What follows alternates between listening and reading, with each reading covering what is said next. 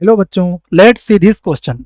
The point of intersection of the straight line given by the equation 3y square minus 8xy minus 3x square minus 29x plus 3y minus 18 equal to 0। और आपको intersection point बताना है इनमें से। ठीक है, तो देखिए स्टार्ट करते हैं इसको। सबसे पहले हम की पॉइंट लिख लेते हैं हमारा। तो हमारा जो की कॉन्सेप्ट होगा वो देखिए आप। की कॉन्सेप्ट में हम लोग पॉइंट ऑफ इंटरसेक्शन लिखेंगे। जो हमें याद होना चाहिए, पॉइंट ऑफ इंटरसेक्शन होते हैं BG minus FH upon H square minus AB। Okay, again AF minus GH और upon H square minus AB। Okay, अगर हमें पेयर ऑफ लाइन की इक्वेशन दी हुई है तो ये हमारे पॉइंट ऑफ इंटरसेक्शन होते हैं, ये आपको याद रखना है। ठीक है, अब हम सॉल्व करते हैं। देखिए, तो सबसे पहले लिखते हैं हम गिवन इक्वेशन।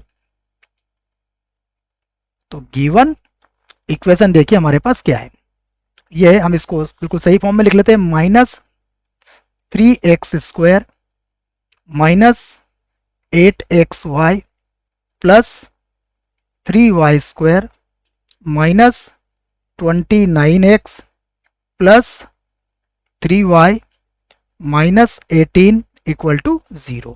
ठीक है, और इसको हम कंपेयर किससे करेंगे? कंपेयर करेंगे हम लोग स्टैंडर्ड फॉर्म से। तो स्टैंडर्ड फॉर्म भी आपको याद होना चाहिए। स्टैंडर्ड फॉर्म क्या होती है इसकी?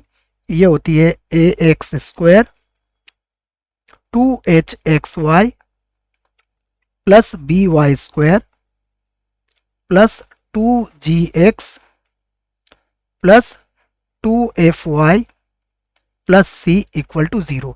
ये हमारी स्टैंडर्ड फॉर्म होती है। ठीक है ना, जो आपको याद होना चाहिए। ये पेयर ऑफ लाइन को रिप्रेजेंट करती है। ठीक है, तो यहां से देखिए आप सभी कंपेयर करके सभी वैल्यू फाइंड कर सकते हैं। ठीक है ना, तो कंपेयर कीजिए आप इसको। देखिए, तो यहां पर आपको a इक्वल टू होगा आपका -3, h इक्वल टू होगा आपका -4, b इक्वल टू होगा आपका 3, g इक्वल टू होगा आपका -29/2 एंड f इक्वल टू होगा आपका 3/2। अगेन c इक्वल टू होगा आपके पास -18। ओके, अब आप यहां पर पॉइंट ऑफ इंटरसेक्शन निकालेंगे। तो पॉइंट ऑफ इंटरसेक्शन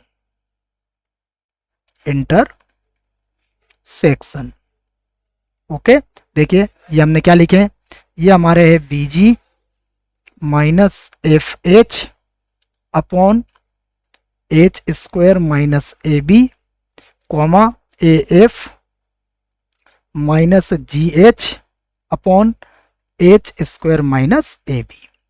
ठीक है, अब आप ये वैल्यू यहां पर पुट कर दीजिए। ठीक है, तो देखिए वैल्यू पुट कीजिए यहां पर।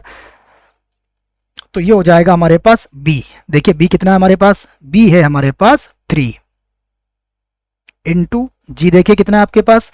g है आपके पास -29/2। ओके, माइनस f हमारे पास है 3/2 एंड h हमारे पास है -4। ओके, अपॉन h स्क्वायर हो जाएगा हमारे पास 16 एंड ab हो जाएगा हमारे पास +3। अगेन देखिए a हमारे पास है -3 इंटू f हमारे पास है 3/2